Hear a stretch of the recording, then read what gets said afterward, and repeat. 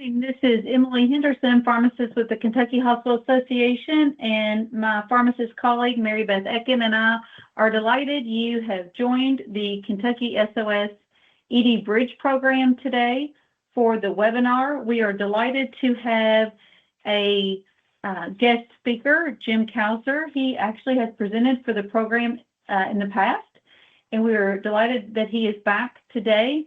Again, if you have not, please mute your phone lines. Feel free to type questions to Jim during the presentation if you wish in the chat box. He will take questions from you personally. If you want to unmute your line at the conclusion of his presentation, feel free to do so. Also, this webinar is being recorded, and you will receive slides and recording within a week or less. Also, it will be posted on the Kentucky SOS website for your review and to share with fellow colleagues. So I will put the website address in the chat box. If you haven't checked it out, please do so. But today, again, thank you for joining the Kentucky SOS Emergency Department Bridge webinar. We welcome Jim Kauser as our guest presenter today, presenting on medications for opioid use disorder and negative bias. Please welcome Jim Kauser. Thank you very much for that introduction. Good morning, and thank all of you for your time to join. And I'll reiterate, love to have interactive discussions during these presentations, so please feel free to put comments or questions in the chat or contributions, or happy to have those come in at the end of the slide deck so we can have a little bit of discussion. So as was said, I'm Jim Kauser. By trade, I'm a licensed clinical social worker, and in the state where I practice, it's an LADC, or a Master Certified Addiction Professional. I'm also I'm the CEO of a community mental health center in the state of Wyoming, currently, as well as a consultant for the Kentucky Opioid Response Effort. Had the pleasure and opportunity for working for Kentucky Opioid Response since 2017, and excited to have a discussion today around the history of and impact medications have had in the treatment of opioid use disorder and other substance use disorders, as well as the interaction with negative bias and some of the challenges that that's presented and continues to linger for us at times in supporting people in their recovery. So looking forward to, again, having some good, stimulating discussion today. So I thought I'd do a little pictorial history of some elements of the substance use disorder and opioid use disorder treatment in the United States. I'll start with, on the far right is, there's a book, The Narcotic Farm, and it's about a treatment program that was established in the 1930s, actually in Lexington. And they utilized methadone as one of the treatment models there. It was one of the first government-funded large treatment organizations where folks both who were incarcerated or justice involved or volunteer could admit themselves into the program to receive assistance rather than being incarcerated for violations of different drug laws. And what we found, there was a lot of research that went on there. It was closed in the late 70s because of some controversial research being done on folks that, however, as safely as they were attempting to do it, there were some challenges with that. But I think just the thing to look at is when we look at outcomes from it, when folks were on the medications that they were using and when they were in the program structure, they did really well. They struggled when they returned to the community. And so as we start to talk about, a lot of the emergence in the last 2.5 decades of a lot of community-based programming models that address that, I think there's a convergence of the history. Secondly, on the far left is a picture of the first edition of the text Alcoholics Anonymous. And as that emerged in the 30s as a movement to support particularly alcohol use disorder, there was a philosophy of care and structure that created a fellowship that became immensely supportive for folks. And also in between here, you see a vial of methadone, but above that, there's the Wilmar State Hospital, which was a state hospital in Minnesota that was started for what we used to call inebriate asylums, or folks with alcohol use disorder and other substance use disorders. They were pulled out of their communities and put in locked facilities to assist in treating that. They had a young clinical director who had some exposure to Alcoholics Anonymous and invited some volunteers to come into the facility. And what he recognized was that the intersection between that fellowship, the philosophy within it, and some of the medical and other structural aspects of the treatment that was in the asylum, that the outcomes were a lot better when he released people into the community, allowed them to interact with folks in recovery, as well as medical or psychological professionals. What was born out of that synergy was what has been evolved into the Minnesota model, or what Hazelden and Betty Ford had designed and really branded to some degree across that. But that model at the time emerged into mainly a non-medical model. So after withdrawal management, folks were really supported and encouraged to not utilize medications to address their substance use disorder. And as a result of that, it created some separation between these methods, that then a lot of assumptions were built that have sometimes created challenges for us. And I say us in those of us that work actively and in our lives want to actively engage and support people in living their lives in recovery, and how they define that and what some of the strategies are. So with this history, we have almost 100 years of medications treating opioid use disorder that we've got to look back on and work with. And at times, and what I'll give the conclusion at the beginning of the presentation, what we've learned is we're better together by merging all of these effective interventions rather than having them compete with one another as an exceptional or a conclusion, is what we want to look at supporting. And I'll ask us to dive into our own assumptions and conclusions we may have drawn based on certain amounts of evidence or personal experience, to remain open to looking at how can someone have an array of services that help them, and choose those without having to also deal with the dialogue that can be sometimes a negative bias. So the medical ethics theory that I'm operating off of is one called ethics of care. And this is an ethical theory that argues that when we're responding, that our main cause in medical service is to respond to the suffering of human beings, not necessarily blindly following a rule or holding a standard. So allowing us to have person-centered approaches. ASAM has adopted this in their most recent patient placement criteria, maybe 2.5 years ago, and really put in as a dimension, person-centered focus, so that you're allowed to look at clinical standards and treatment models that have been shown to be effective by a lot of people a lot of the time. And then you also focus on that individual's life. So I just bring the question up is, how does this position relate to the historical positions we've had in addiction treatment? And when I mean historical positions, I mean the ones where providers have often been worried more about being perceived as an enabler than as someone who is listening and engaging with a person in their context of their life as to what their recovery journey would look like. And I don't mean that standards aren't important and we don't need to look at holding them. And there are times when someone with a substance use disorder, assisting them and engaging in a structure is something that's important. And so, again, it really is a clinical judgment and a team approach that helps us look at that to be most effective. So when we look at studies, this is one from 2020 and looking at effects for opioid use disorder and medications in residential. What we found is still, while we have an abundance of evidence that MOUD, or medications for opioid use disorder, has the most individual impact of any intervention for people in their lives, that it's still highly underutilized in a residential setting. And when we look at both incarceral settings and residential settings, starting people on the medication so they get used to it in a safe way before reentering the community has the most positive outcomes and the best effect, and reduces the risk of overdose significantly. So it brings up the question as to why a residential program would maybe be averse to doing that. What we find is some of it is attitudinal. A lot of residential programs have been influenced by the model of Alcoholics Anonymous and Narcotics Anonymous, and so have some training around a lack of use in medical intervention. That also has led to funding streams that don't support residential treatment in a way that an agency could hire a physician or a nurse practitioner and be able to afford that for them to prescribe and be treating actively. So there's a multitude of things over time that we are shifting from now to look at what reimbursement models can encourage integrated care and pursuing the best outcomes.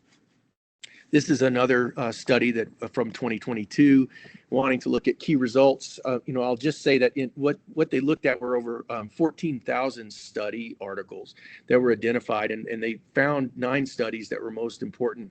And this one was a bit shaking for us in treatment providers, as we found that medication for opioid use disorder had as much of an impact as just standalone, and adding therapies did not improve the outcomes. I don't think that means that the therapies aren't important. I think it means that we may be applying the therapies at the wrong time in someone's recovery. And so early on, the medication and then support with recovery activities and daily living on can maintain someone, and then looking at inserting in some psychosocial treatments that are more targeted to the individual's needs, rather than a scripted approach of a counseling model that just says in the first 3 weeks of treatment you're going to do these goals and then the next so on. What we found is a lot of folks in interviews realized that those activities didn't really speak to their life goals or themselves in a way that inspired them tremendously, and as a result didn't have necessarily an improvement in outcomes. So I want to talk a little bit about some worlds connecting. So on the left is a physician, Vincent Dole. He's considered, tongue-in-cheek, the father of methadone treatment. On the right is Bill Wilson, who's often attributed as one of the co-founders of the movement of Alcoholics Anonymous. And so you would imagine that the two of these folks, from the history, would not be like-minded in many ways in looking at this. However, Vincent Dole served on the board of trustees for Alcoholics Anonymous. And in some of his writings and reflecting back on his interactions with Bill Wilson, we found this writing here where he speaks to that he attended the meeting with Bill Wilson, and they spoke of deep concern about folks with alcohol use disorder, that the AA model alone wasn't reaching. And so what we found is people that engage in that model and it speaks to them, it's tremendously effective.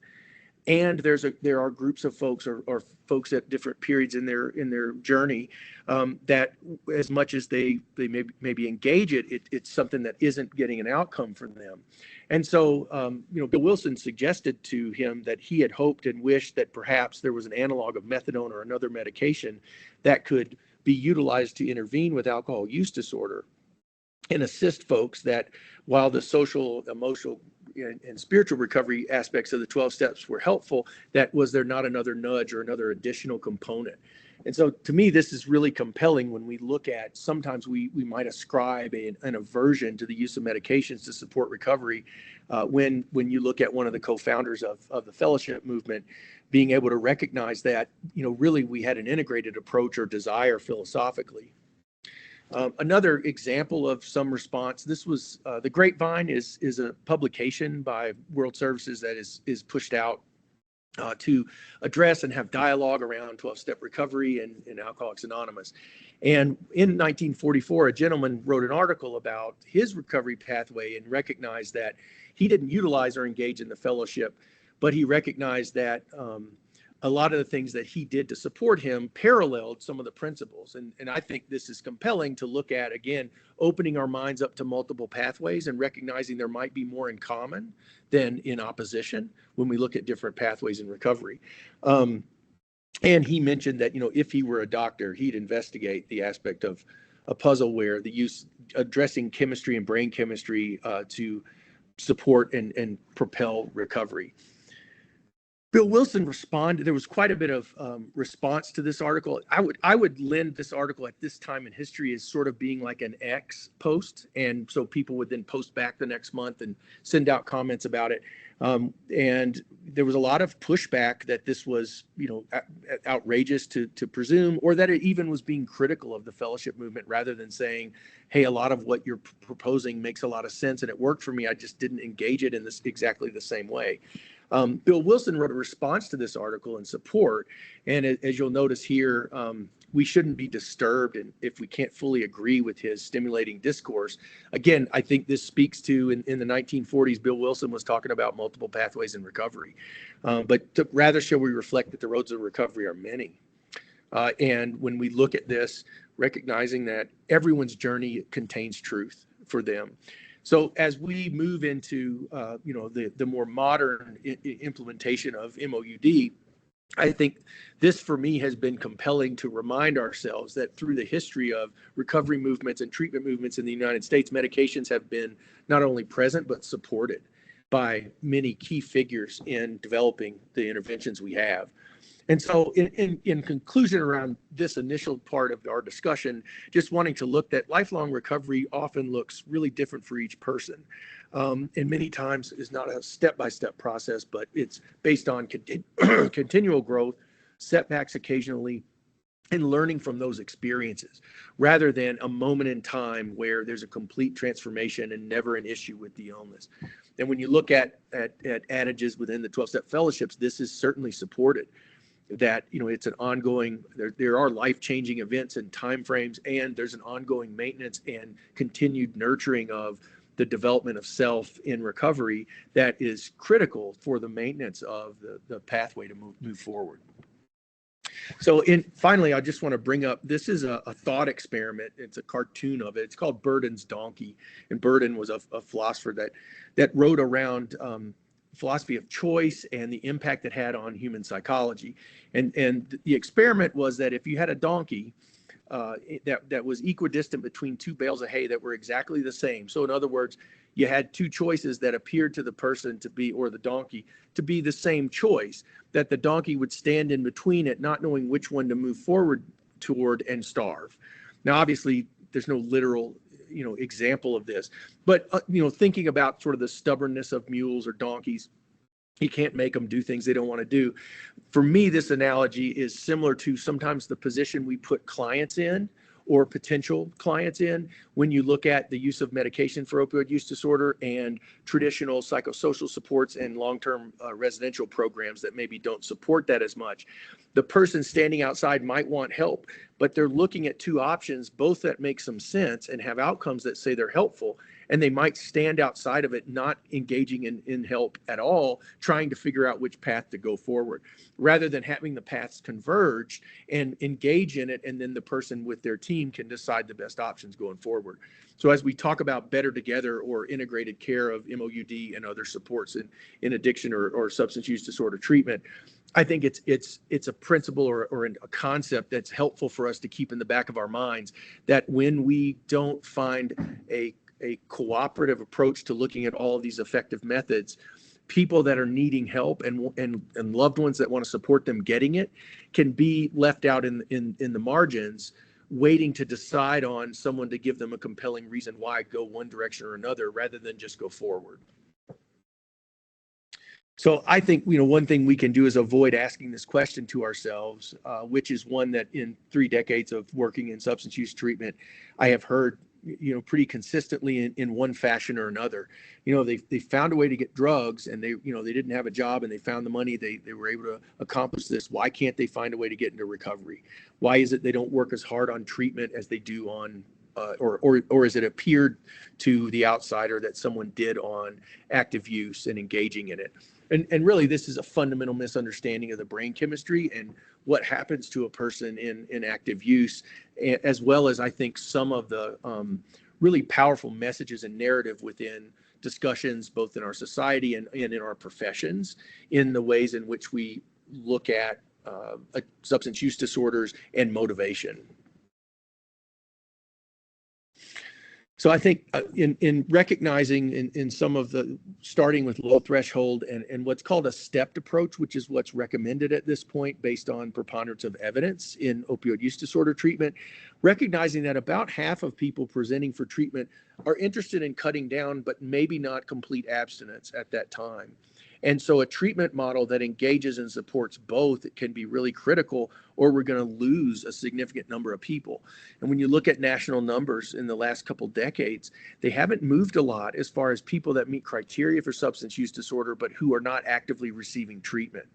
And so I think the question has to flip on us and what we're providing and how we're messaging treatment models. That there's a large group of people that we are not engaging or who are not demonstrating to be interested in receiving what maybe is offered. And so I think the erroneous assumption is they're not interested in care. So I want to highlight a couple aspects from brain chemistry and how medications support that, as well as a few studies that have been looked at recently with how we maybe shift discussing motivation for clients. So when we look at these brain systems, there are receptors in our brain naturally for opioids, the MOUD receptor and kappa receptor. And buprenorphine affects or activates both of these. And what it creates is an opportunity for someone to quiet certain forms of symptoms and have a sense of self preservation in a way that's different and opens doors for people to begin to make some of those behavioral changes that without that supplement, so to speak, behaviorally, there's challenges where folks simply aren't able to make some adjustments in their life.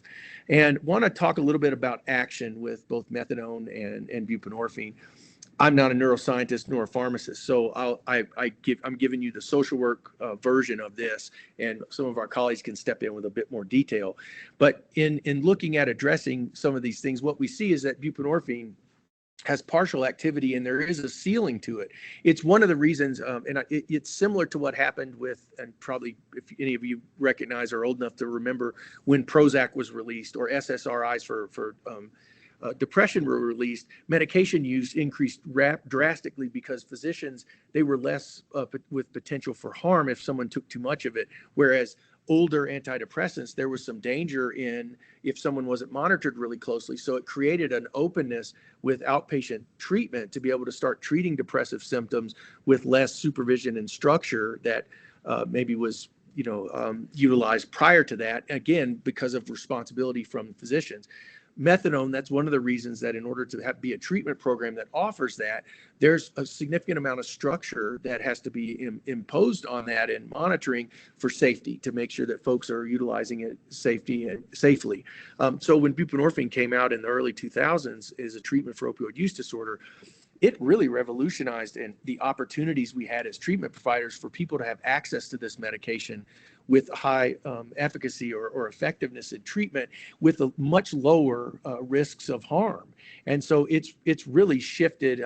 I think it's been the most impactful single element in the last couple decades in treatment models and giving us the ability to both have people accessing care as well as having it be low threshold.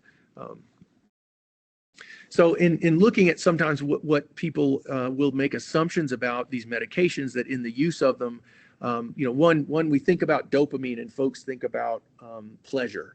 And I want to shift the concept a little bit to it's more of reward or calculations on what we need to do or what's important to us. And so it's not always a euphoria experience, but it is a motivating experience. And when we look at, this is from a study in 2015 where they studied units of dopamine that were active or being released. And this is a really, I would say rough assessment of how to analyze it, but I want to give just a general concept that on a general day when someone's doing well, feeling well, 50 units is common. A reduction in 10 is when someone's experiencing a lot of stress and they're not enjoying the experience, not very rewarding. Amazing day, something really wonderful happens, 100 units. So just keep that in perspective when we look at what do the units look like when someone's using MOUD. And that's, I think, something that can help us with many times negative assumptions about MOUD treatment and that they're possibly not supporting recovery in the way that an abstinence-based model would support. So when we look at relative releases, baseline we had here 50 or so. Food that's enjoyed, you're moving over 100. Sexual activity getting in between 100 and 200 units. The use of heroin, quick release and processed really quickly, opioid, we're up at 800 units. So you can see if we're looking at dopamine tells the brain, even unconsciously, this is something important. We need to do more of this. I mean, there's a reason why you get a boost when you eat food and you feel full. It's a survival component to being a human being in our biology. Methamphetamine, it's looking at 1,100, close to 1,200 units. You can imagine if you're looking at sex and the impact of methamphetamine, sex is generally pretty reinforcing for human beings, even has people behave in ways in which challenges some of the commitments they've made in their life, or maybe some of the things people consider are their values. Look at when you go 10 times that, imagine the experience someone's having in trying to just regulate and follow decisions. So I think you could see if treatment is baseline, that's the goal of treatment, and I've got methamphetamine use or opioid use, heroin use prior to coming into treatment, what is my brain telling me as far as the value of how to work really hard for baseline versus achieving, the impact from heroin? It's really tough to compete. So that idea of this, we're trading a drug for another. I want to show that during opioid withdrawal, they found that it wasn't 40 on like bad day, 10 units is what was determined. When somebody was on MAT, they were back to baseline, 50 to 60. So it's not competing in any way with the impact that heroin, methamphetamine, and other fentanyl, other opioids have. I don't have a release or a number that I've seen from fentanyl. I don't have a study from it. I don't know that this was replicated in looking at the synthetic opioids. But as we start to look, in other words, it allows people to live in a normal dopamine level at baseline. It's not the experience where folks are achieving spikes in level. Now, some of these medications, yes, they could be misused, and as a result of that, but that's not what medication assisted treatment or MOUD is designed to do. And so that's where having a lot of those psychosocial supports and education, it's another reason why we really want to promote the use of this prior to the release of residential treatment settings, because you can really coach and teach someone to use the medication safely and appropriately to where they're able then to make those kinds of decisions and calculations in their life that promote long-term recovery. So I think about folks with opioid use disorder coming into support group meetings is kind of like somebody crawling in the desert looking for water. And this quote to me has always stuck out from this, I know it's glib a bit, but like no water here. We just got a support group. Somebody who's so dysregulated early in recovery, imagine how tough it is. It doesn't mean it doesn't happen. There are people that engage in abstinence-based approaches and fellowship meetings and respond really well to them. And there's a large group of people that simply can't engage in that model yet without some of that regulation. To me, it's another reason why it's so important for us to support these models together, because it allows all the wonderful things that happen in additional treatment models and 12-step support groups and fellowships. People can actually engage in those relationships. When that kappa receptor is addressed with MOUD, folks are allowed to engage in building healthy relationships with people and supporting their recovery in a way that without it, many times there's a challenge. So finally, this is a study that was done in 2020 by Washington State University, and they're addressing some of the things that I'm hoping to present here in looking at the way in which we're trying to engage people.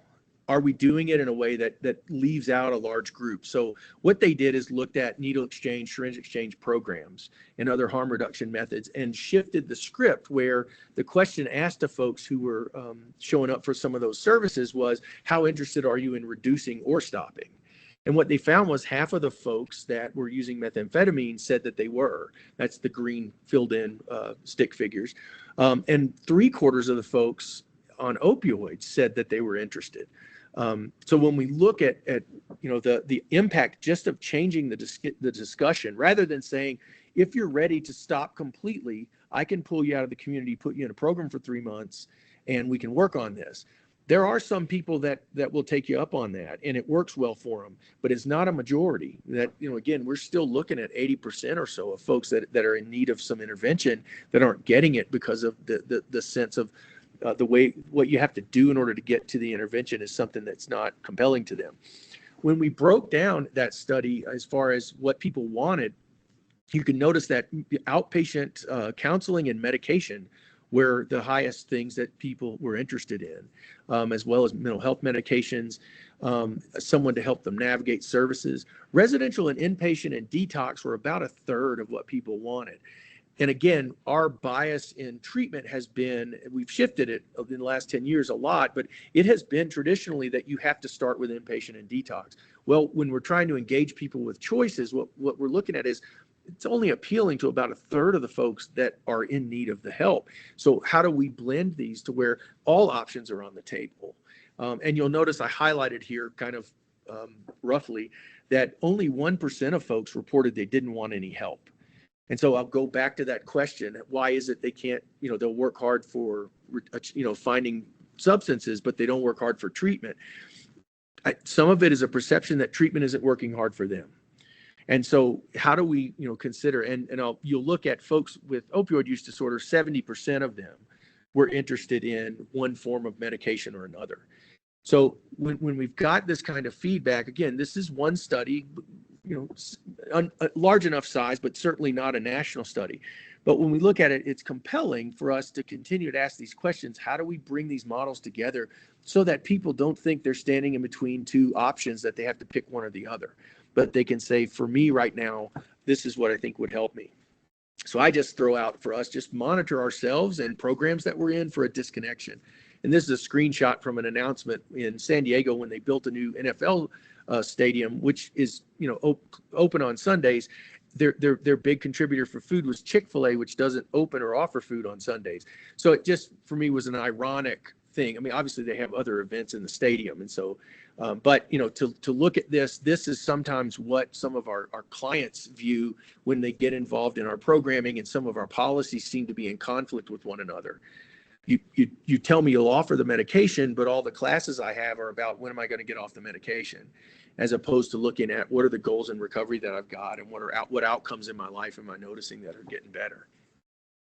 And I'll tell you, the narrative is so strong, even those of us that are real proponents for MOUD, I have to monitor for this disconnect as well, as a provider, that there still sometimes creeps in a bias that we're not treating a chronic illness that needs an ongoing use of a medication that might be for the rest of someone's life.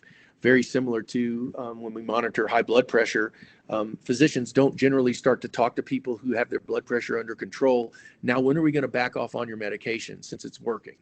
But with opioid use disorder, we tend to still kind of want to do some of that.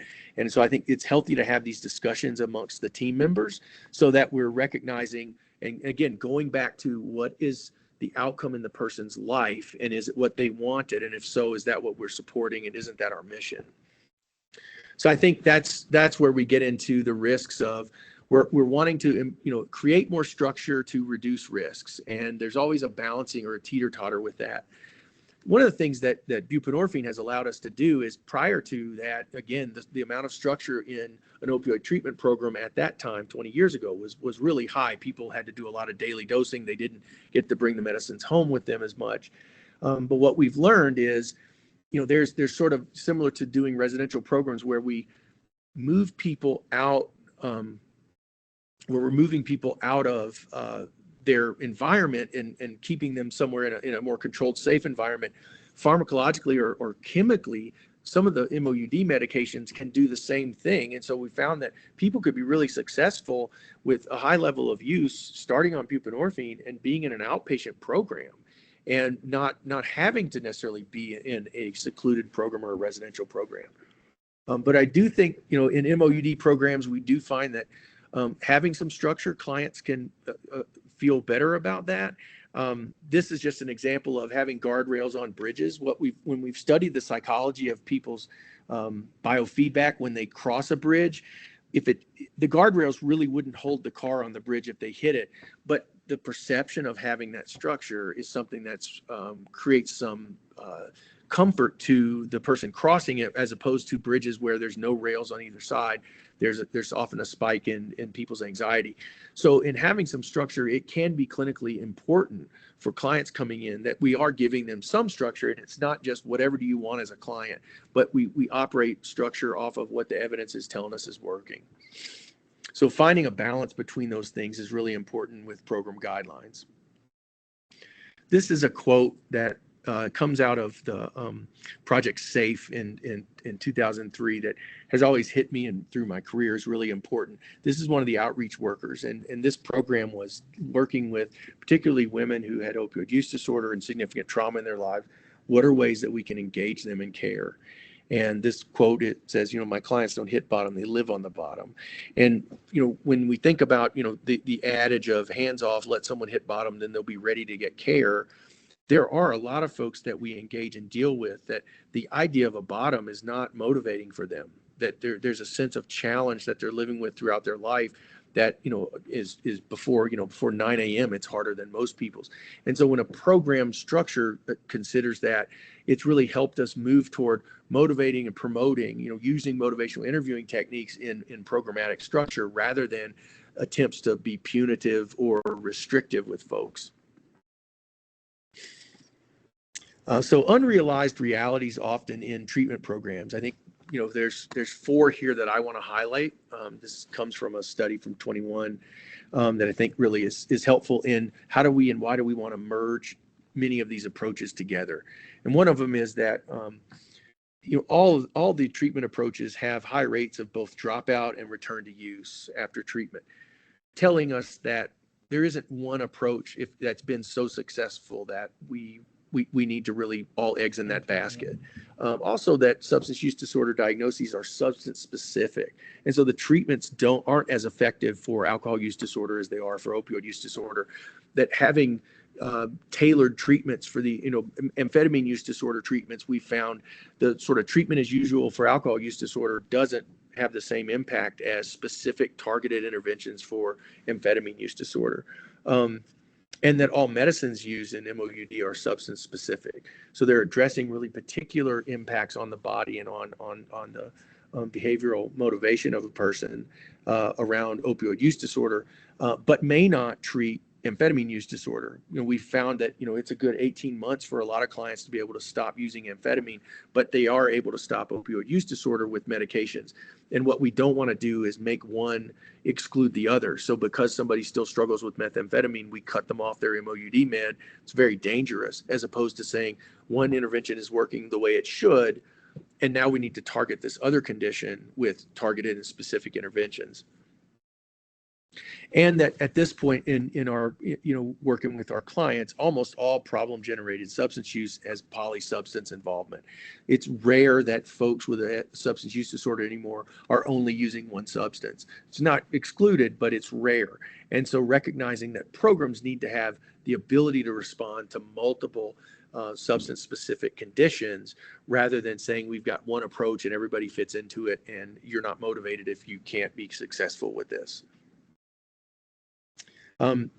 Just in general, looking at effectiveness, opioid agonist therapy, or the therapy with methadone and buprenorphine has been found, and this was a meta-analysis in 2023, but there's an overall reduction in mortality by 75%. There are not many other interventions that can tout that kind of outcome.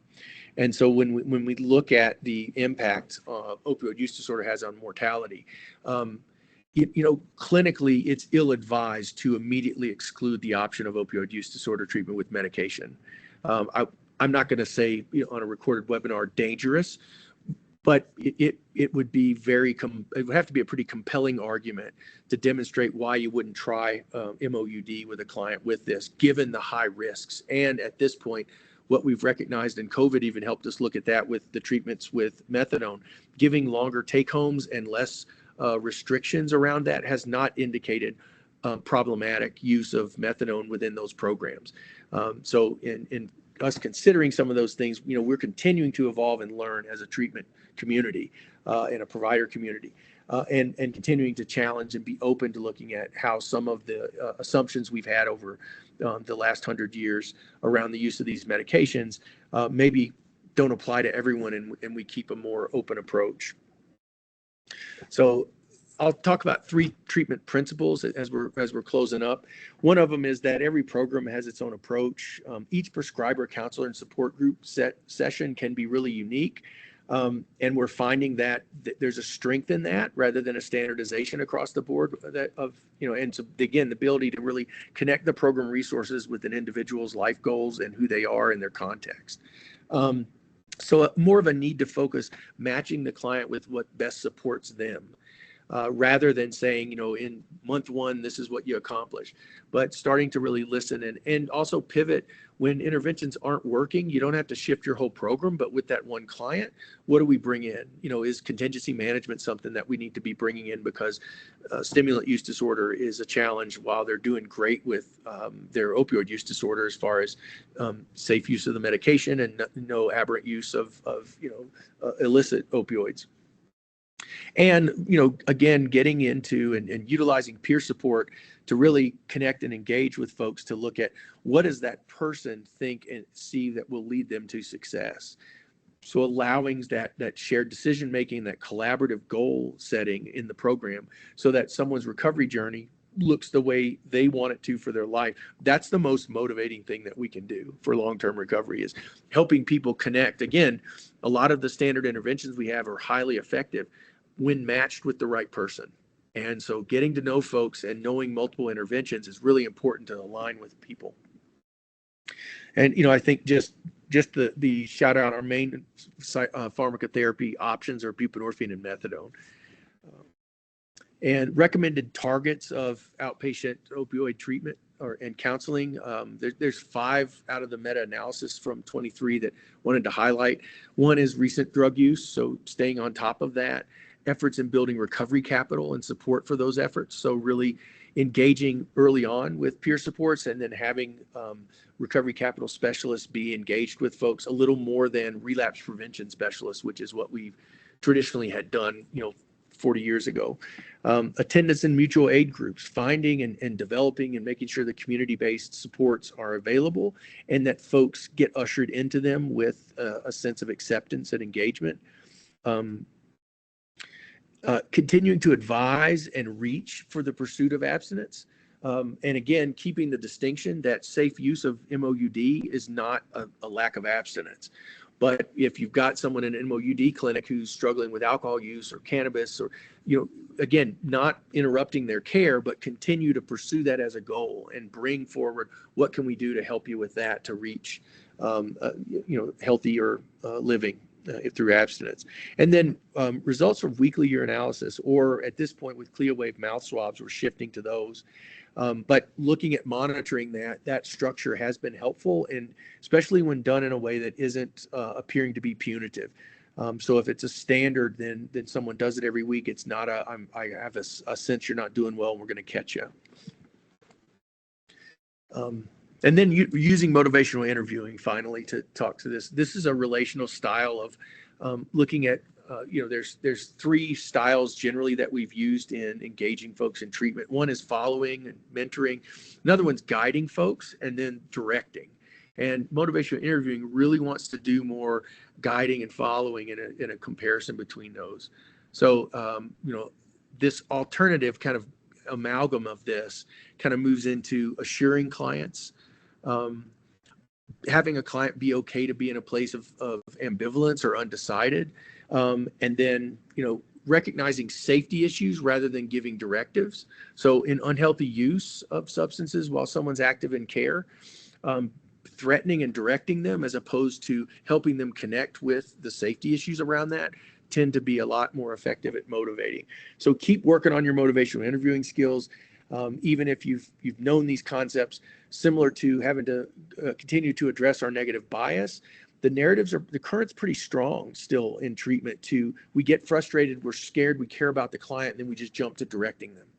And it comes from a good place in us, but it's not very effective. And so continuing to monitor that is important. So really maintenance with your MI skills is a vital thing to continue to be effective.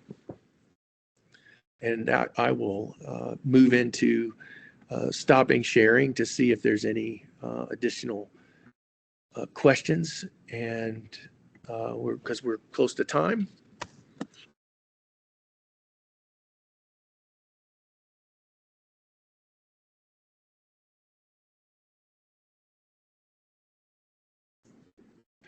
So Jim, this is Mary Beth. I see we have a question in the chat box. Did you receive it as well, or would you like me to read it aloud? I'm seeing it. Yeah. Looking at MOUD or AUD medications in the ED benefit folks, set them on the path. Yeah, I think that's amazing. Good question. What we found is early engagement with medication sets people up again to be, not that person wandering in the desert looking for water and getting told, well, you can talk about things, but we don't have water. Their brains are able to regulate so much faster. They can engage in the treatment interventions better. And as a result of that, what we found is that retention in treatment programs is high, is greatly increased with people starting MOUD or AUD medications. So you're quieting some noise, you're creating some regulation and withdrawal management that allows people to become more comfortable. You probably are aware, I'm looking at your RAD PSS. So, I don't know your journey or experience, but the feeling of opioid withdrawal, not known many people that could engage even in constructive conversations at that point without it being addressed from a physical medical level.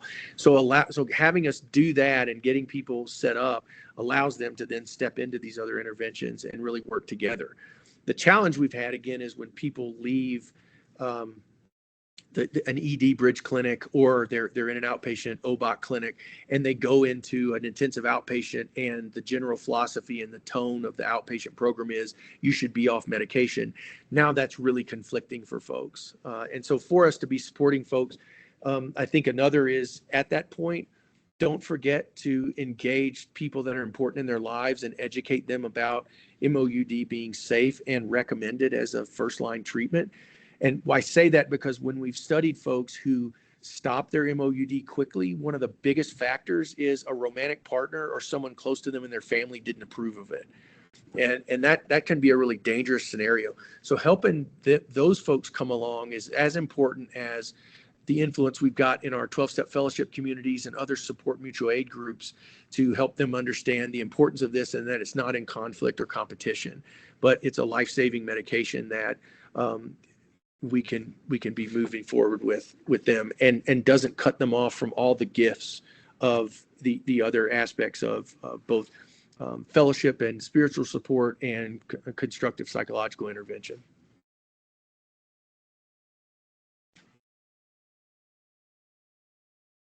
And I apologize, I'm seeing the background pieces are there.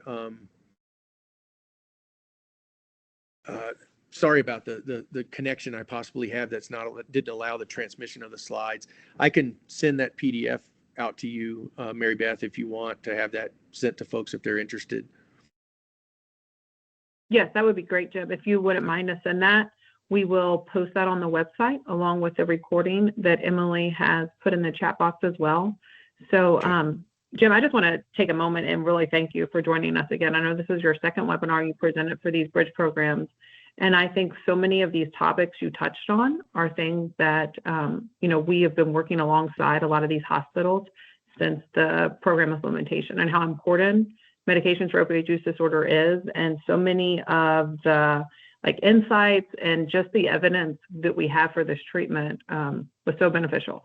So I know I made lots of notes, and I think that there was just such a powerful message that you sent about how important initiating treatment is, and then how it also must be paired with other, treatment support, and using our peers to check in and follow up and make sure that they're engaged in other programs as well. So I really do appreciate your time and you joining the bridge programs again to talk about this an important topic.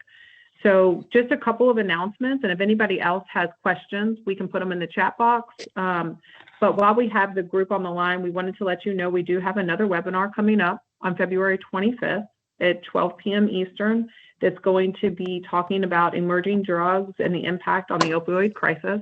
So we hope you can join that. We hope you can join the Kentucky SOS team for that presentation as well. And then while I know we have some of our peers on the line, so we also wanted to let you know that we have decided that the next peer support office hours will be on March 10th at 11 a.m. So that team's invite should have come out as well, but we wanted to just take the opportunity to share those two important dates during this webinar. So before we conclude, I'll give it another just minute or two to see if anybody else has any questions. Jim did provide his email. So if you all had questions after the webinar, he said that you all are welcome to reach out to him directly. So Jim, thank you for sending that information. And we are very grateful for this presentation and for all this excellent information that you shared with our bridge programs today. So well, thank you. Just monitor it for another, yeah. Do you have, I'm sorry, I didn't mean to cut you off. Oh, I just wanted to express my gratitude too for what you're doing in bringing the medical community together with the recovery community in a way that is, enriches the lives of all of us and supporting of folks as well as folks in recovery. And I think it's really, it's important work, and it's just encouraging to see that you're holding with and pulling these groups together, because that's really what helps promote and save the lives of people in our community, is having us all working together and rowing the same direction. So I'm grateful to have been a small part of getting to be on with you all. Well, thank you, Jim, for that. And I think, what you said is so true. And what we're trying to do with the work we're doing is we're all just trying to, work in a collaborative way to ensure that we can provide the best care to patients and help them get on their road to recovery. So thank you for joining us as well, all of our participants who were able to. And we will be sending out the link along with the slides in the coming days. So just keep an eye out for that email. And we hope you can join us again on February 25th for another important topic. So did we have any other questions before we conclude?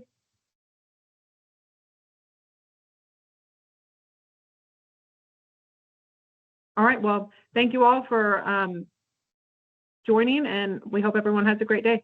Thank you.